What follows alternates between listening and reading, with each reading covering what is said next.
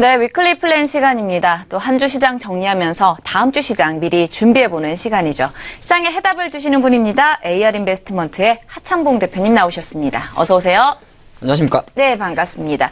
자, 최근 코스피가 거침없는 상승 흐름을 보여주는데 이 원동력은 외국인들의 매수세로 꼽혀지고 있습니다.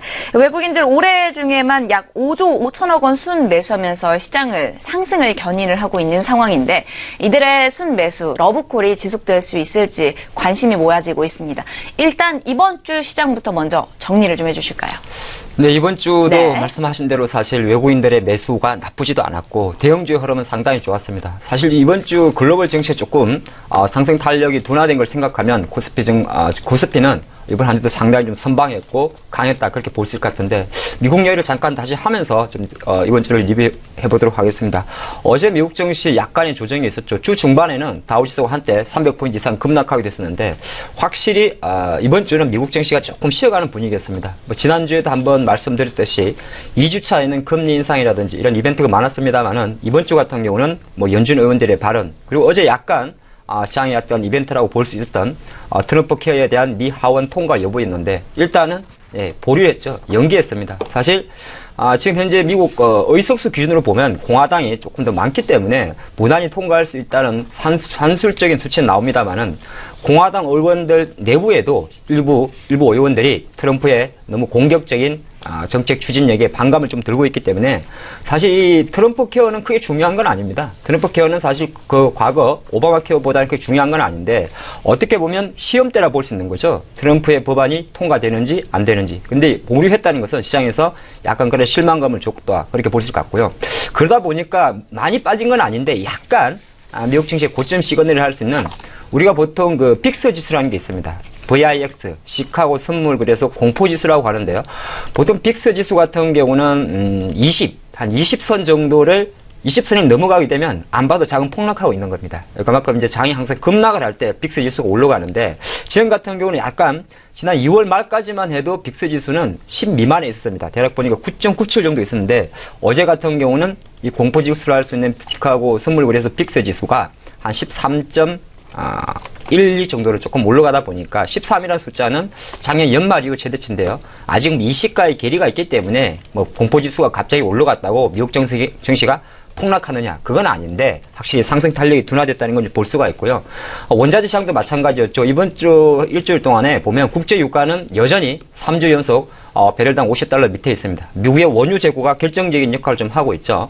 10주 연속 좀 증가 추세를 보였다는 점이 어떻게 보면 조금 달러화가 지금 이번 주에 계속 달러 인덱스가 약하게 보임에도 유가가 약했다는 것은 공급에 대한 부담감을 유가는 좀 이어갔다 그런 말씀 드리겠고 우리 장으로 좀 들어와 보죠. 물론 이제 오늘 장에 좀 많은 비중을 두고 있는데 삼성전자가 사실 상당히 강했습니다만 오늘 슈퍼 주총대회죠. 근데 주총대회 앞두고 먼저 삼성전자는 아침에 개장하기 전에 지주사 전환을 보류. 여기서 중요한 게 있습니다. 보류한다는 것이 안 한다는 게 아니거든요. 작년 11월 달에 이제 어느 정도, 지주사 전환 체제 이야기를 공식적으로 발언하다 보니까 이번 주총을 전후로 해서 조금 더 공격적인 가시적인 그림이 나오지 않을까. 그런 기대감으로 삼성 SDS, 삼성 물산 이런 기업들 주가가 좀 최근에 반영이 됐었는데 오늘은 또 실망 매물이 나오는데 여기서 중요한 거는 저도 같은 생각입니다. 이런 보류지 안 하는 게 아닙니다. 그렇기 때문에 혹시나 삼성물산이나 삼성 SDS 물론 이 기업들이 실적이라든지 이런 모멘텀으로 투자하지는 않죠. 어떻게 보면 이제 지배구조라는 그런 기대감으로 가져가는 종목들인데 혹시 제가 매수는 굳이 보류니까 언제 할지는 모르지 않겠습니까? 사실 이재용 부회장도 지금 구속 상태에 있으니까 조금 모르는 상황인데 만약에 추가적으로 하락을 한다면 또 조심스러운 분할 매수 가능하겠다. 그런 저의 의견도 좀 같이 드리겠고요. 이번 주 가장 핫했던 기업은 바로 LG죠. 과연 저도 마찬가지 궁금합니다. 아마 삼성전자가 4월 첫째 주나 둘째 주 가기 전에 1분기 컨센서스를 발표하는데요. LG전자도 이제는 삼성전자 따라서 컨센서스를 같이 발표를 하죠. 과연 작년 1조 3천억 원의 휴대폰 사업부문 적자를 냈던 MC사업부가 적자폭은 축소를 하겠죠. 흑자는 어렵습니다. 당연히 축소 쪽에 관심을 보는데 1분기 정도에는 어느 정도 축소할지 여부가 큰 관건이 됐다. 그래서 그 시험대가 지금 LG전자는 이번 주까지는 72,000원까지 강하게 갔습니다만은 아마 그 시간이 좀 가까울수록 상승 탄력이 좀 둔화될 수 있지 않을까 그렇게 보실 것 같고요. 이번 주 코스피에서 가장 조금 경계하면서도 이 섹터 이제 조금 꺾였나 하는 섹터가 있습니다. 그렇게 잘 나가던 철강주, 포스코라든지 세아제강, 현대제철 거의 다 좀 약세인데 일단 그게 좀 있어요. 공급적인 면에서는 중국이 철강 구조조정을 이야기했기 때문에 철강에서 가격이 오르지 않을까. 근데 가격이라는 거는 공급도 있고 수요가 있습니다. 중요한 거는 중국도 계속적으로 부동산 과열을 막기 위해서 부동산 규제를 하고 있습니다. 그러다 보니까 오히려 철강 수요가 증가하는 것이 둔하지 않을까. 그러한 기대감, 그러한 우려감 때문에 철강 가격 자체가 실제적으로 3월 접어들어서 약간 내렸어요. 그러다 보니까 철강주들의 약세가 좀 지속된다. 그렇게 볼 수 같고, 뭐 별로 언급하고 싶진 않습니다만, 워낙 이제 실시간 검색어로 올라오는 종목이 하나 있죠. 안랩인데요. 안랩이 이번 주에 가장 핫했던 주식이지 않나 그렇게 볼 수 있을 것 같습니다.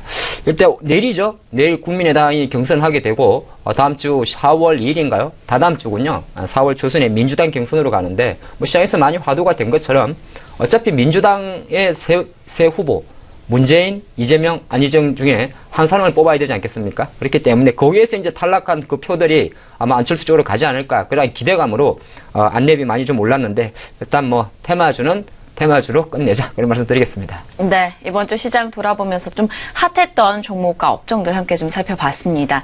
자, 시장에 대한 피로감도 묻어 있는 것 같고요. 어떻게 보면 대외적인 이벤트들이 마무리가 되면서 이벤트도 좀 공백이다. 이렇게 보는 시점에서 다음 주 시장을 쉬어가지 않을까라는 의견이 좀 분분한 상황입니다. 다음 주 시장 어떤지 좀 전망해보기 전에 주요 일정들을 좀 체크해봤으면 좋겠습니다. 어떠한 일들이 있을까요? 네, 이번 주 이야기를 좀 많이 한 것 같습니다. 다음 주 일정은 좀 빨리 가도록 하죠. 예, 월요일부터 이제 우리나라 공매도 지정제가 공매도 과열 종목 지정제가 시행이 됩니다. 그래서 이제 뭐 20% 이상 일종 공매도 거래 비중이 있거나 주가가 전일 대비 5% 이상 하락하게 되면 그 종목에 대해서 다음날 하루 정도는 공매도를 좀 금지시키는 그런 제도죠. 제가 보니까 화장품주, 뭐 하나테크인 같은 방산주 이런 종목들도 공매도 상당히 많았던 종목인데 과연 그 흐름 자체가 기술적 반등을 이끄는지 좀 지켜봐야 된다. 그런 말씀 좀 드리겠고요. 화요일 같은 경우는 미국 지표입니다. 컨퍼런스 보드 3월 소비자 신뢰지수가 발표되는데 사실 지난 소비자 신뢰지수 발표가 1월보다 좋지 않았어요. 약간 고용과 관련된 지표인데 이거 자체가 나온다. 그런 말씀 드리겠고 많은 관심이 아마 보니까 수요일날 29일 30일날 몰릴 것 같습니다. 삼성이 드디어 갤럭시 7 폭파 사건 이후에 갤럭시 S8을 출시하게 되죠. 시장에서는 삼성의 인공비서 빅셉이라 불리는 AI가 탑재가 되고요. 지문, 홍채, 안면 세 가지 보안이 같이 됩니다. 그리고 시장에서 조금 관심이 됐던 후방 듀얼 카메라는 지금 시장에서는 채택 안 한다. 그렇게 이야기 있기 때문에 그거 좀 체크해 보시는 것이 갤럭시 S8에 대한 이슈가 되는 것이고 우리나라는 지금 보면 개별 종목들 뭐 감사 보고서 제출이라든지 이런 것 때문에 개별주들이 좀 등락이 많은데 법적으로 12월 결산법인은 3월 31일 다음 주 금요일까지 사업보고서 또는 감사보고서 제출 기한이기 때문에 혹시나 이때까지 기업 안 하면 제출 안 하면 10개월 정도부터 유예기간이 있습니다. 그래서 기왕이면은 이번 주 다음 주 초에 다 제출하는 기업이 많아요. 3월 31일까지 이상하게 기업이 계속 사업보고서나 감사보고서 제출이 안 되면 약간은 의심할 필요가 있다. 그런 말씀 드리겠습니다. 네. 자, 그렇다면 마지막으로 위클리 업종 살펴보도록 하겠습니다. 다음 주에 어떠한 업종에 우리가 주목을 해보면 좋을까요? 네. 일단은 아까 제가 미국 증시 잠깐 이야기 드렸는데 약간 빅스지수 잠깐 이야기 드렸고 특별히 트럼프 노믹스에 대한 회의론도 드렸습니다만 크게 저는 뭐 너무 이렇게 완전히 꺾였다 그 생각 못 하겠습니다. 워낙 이제 고점 라인에 있다 보니까 주가 차익 매물이 나오는데 확실히 숨고르기 수준에 약간 추천되지 않나 그렇게 대외 시장 우선 좀 전망을 해보겠고요. 우리나라 장은 보니까 코스피가 확실히 제가 볼 때는 지금 2180선 조금 밑에 있습니다만은 2200선을 향한 그 힘은 조금 살아있지 않나 그렇게 보겠습니다. 그래서 항상 고점에서 약간 상투 아닌가 그런 생각을 할 수 있습니다만은 삼성전자의 어떤 강세가 계속 장을 이끈다면 그런 장이 올 것 같고요. 중요한 건 아까도 그런 말씀을 좀 드렸는데 만약에 지수가 좀 정체가 된다면 물론 오늘 화장품주가 조금 반등을 했습니다만은 워낙 강세라는 흐름 자체는 음식료주 이런 쪽으로도 조금 수혜가 될 수 있습니다. 코스닥은 조금 피해군요. 근데 코스피 기준으로 봤을 때는 화장품, 음식료주의 어떤 기술적 반등 그리고 한번 제가 조금 기대 요인인데 그래도 갤럭시 S8이 주 중반에 나오니까 최근 3월 한 달 내내 지지부진했던 FPCB, 스마트폰, 올레드 이런 코스닥 개별 IT 관련주에 대해서 단기적인 반등이 좀 나올 수 있지 않을까 그렇게 볼 수 있겠습니다.